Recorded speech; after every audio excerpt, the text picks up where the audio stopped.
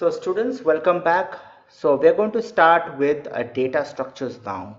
So what exactly is a data structure? This is what we're going to understand. So data structure is the structure of a data in the memory. Now this is a very important statement that I'm making, that data structure means storing of data and the structure of data in the memory. And when I say in the memory, means we are actually referring to the primary memory, that is the RAM. Now why do we require RAM? That's I guess a question which hope now everybody knows the answer since you are in class 12. We require RAM for the program execution, isn't it? So whenever we start any program, or we run a video game, or we start working on any kind of software, so that particular software is loaded onto the RAM.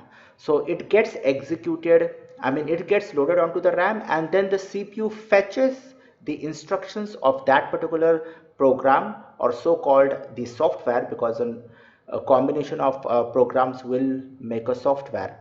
So it fetches the instructions from the program, and then it will decode it, which means it is going to execute it. So how the data is stored in the memory, that is very important. Since we have gone through some of the data types of Python, and you might have gone through the data type, that is the list, a dictionary, and tuples. Now these are special kind of data types, I would say, but it comes as a basic data type, because a list kind of stores data, the elements, and the elements, they need not to be the similar kind of data, right? A list can have numbers as well as string values, so different kinds of values a list can have. But understand how that particular list is getting stored in the memory. So this is not a sequential data. When we talk about a list, it is not a sequential data.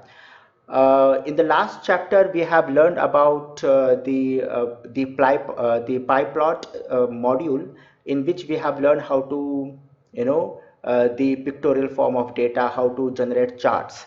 In that, we have learned about array. An array is also a data structure, but the data that is stored in the memory is in contiguous form, it is in continuous form.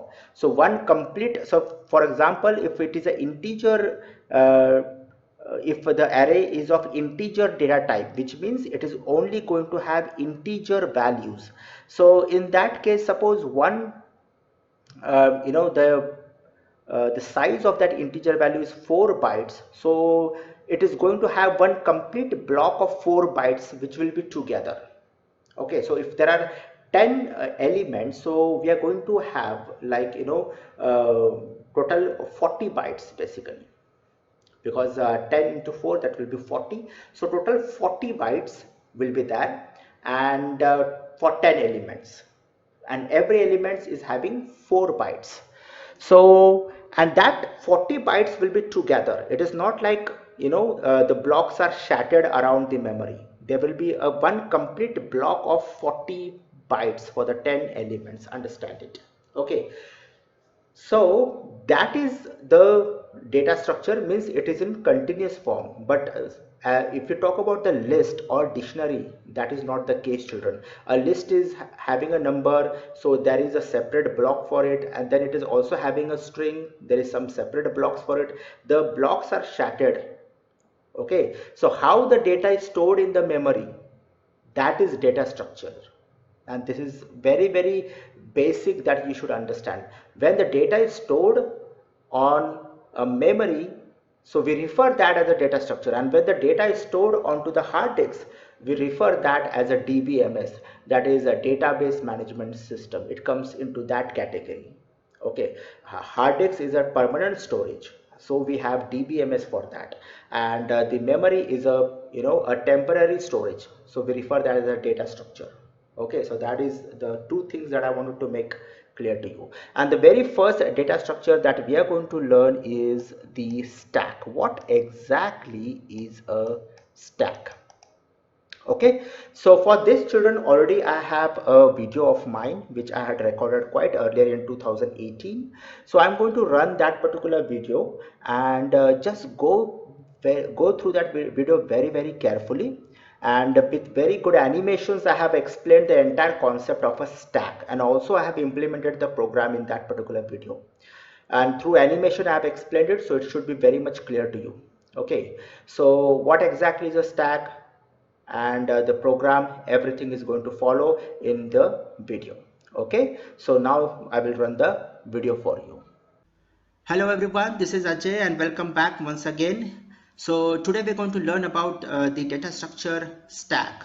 Now stack is a very important data structure as far as students are concerned, because stack is mainly used in computer science for evaluation of arithmetic expressions.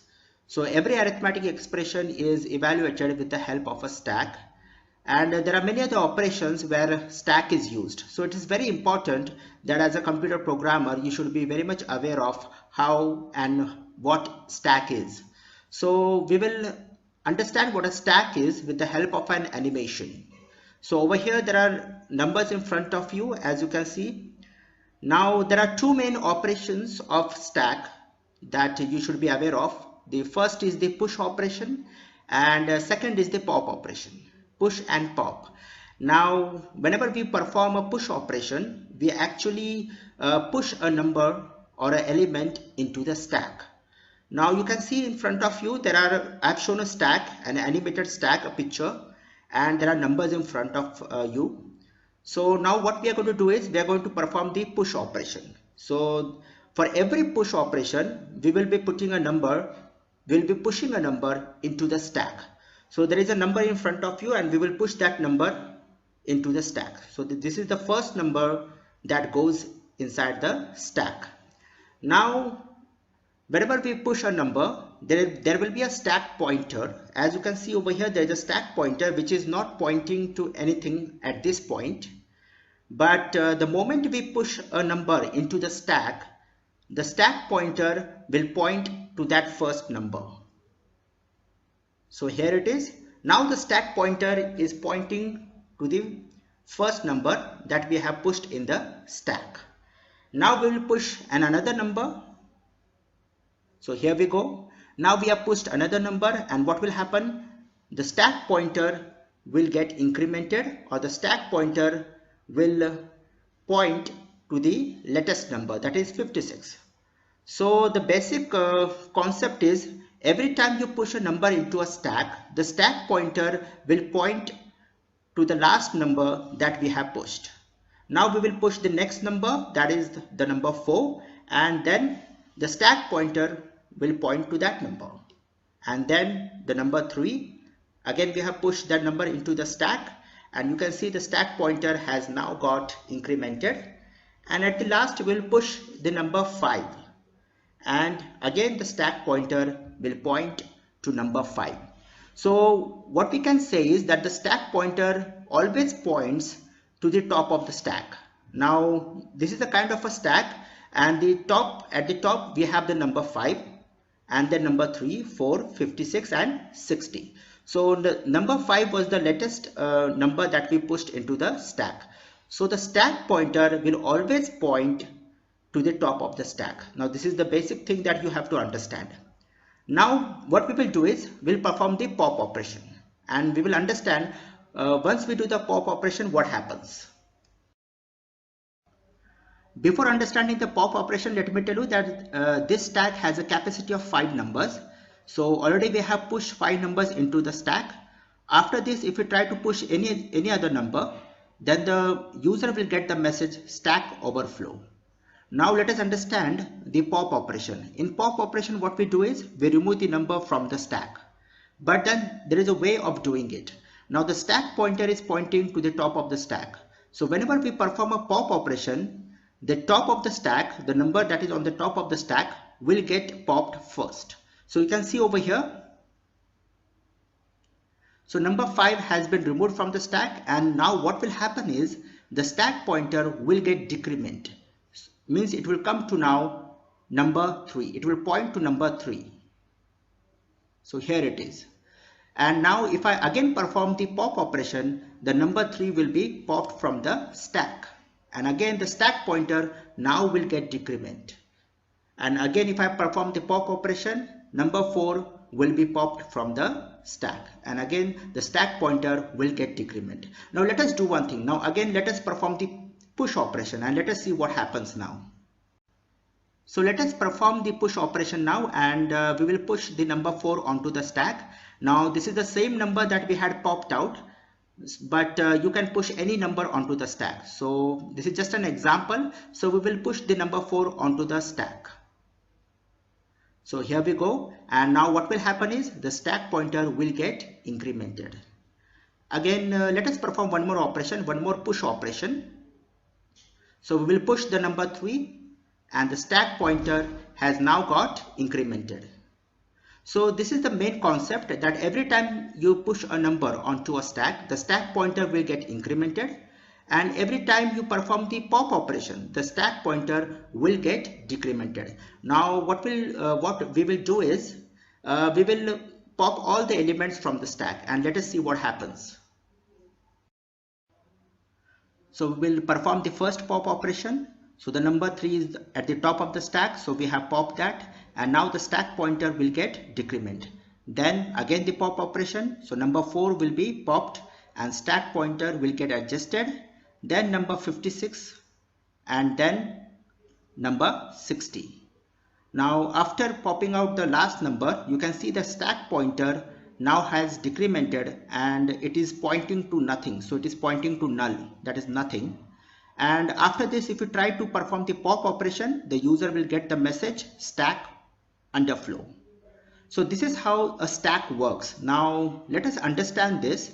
We will implement the stack using a Python program and we will understand how it works.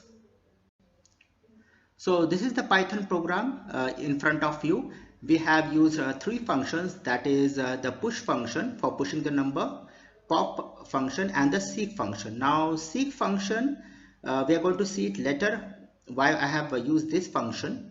So this is also one of the operation, but first we will see the push function. Now in push function there are 2 parameters, that is the max and n. Now we have used a list for storing the numbers, and in list there are no limitations of adding the number. So I have set a max value so that we can set a value, max value, maximum numbers that can be stored. So I have set it as 9. So the list starts from 0, so we can add 10 numbers, max 10 numbers onto the stack, and m is the number that we will be pushing into the stack.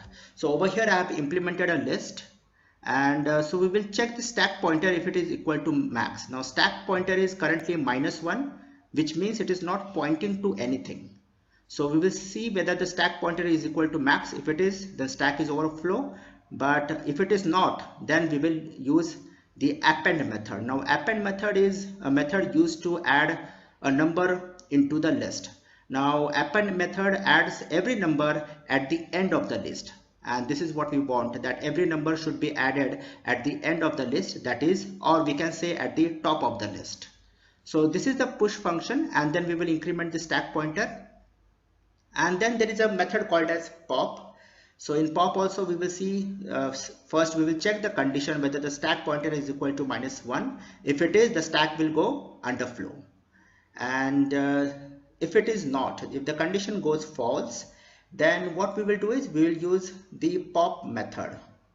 You can see over here pop method. Now this is also one of the method of the list by which the number will be popped from the list. The latest number that we had entered will be popped from the list, and I will receive that number. So these are the ready-made predefined methods that are available in Python, and then we will decrement the stack and we'll print the message. And seek method is basically used to display the number that is on the top of the stack. So we will just display the number that is on the top of the stack. We won't pop it, we won't remove the number from the stack. We'll simply use the stack pointer to display the number at the top of the stack. So that's the seek method. So it is also one of the operations of stack. And then we have the display stack method by which we are going to display the numbers present in the stack. So we will check the appropriate conditions, and if the condition is not, if the stack is not equal to -1, greater than equal to -1, so we will display the numbers from the stack. So then this is the menu. You can see I have given a menu to the user by which the user can perform the various operations, that is push, pop, seek, display stack.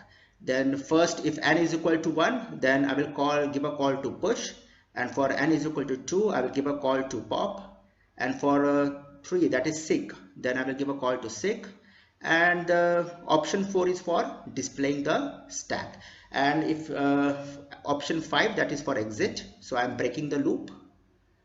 So this is the program in Python, and just let us run this and see how it works.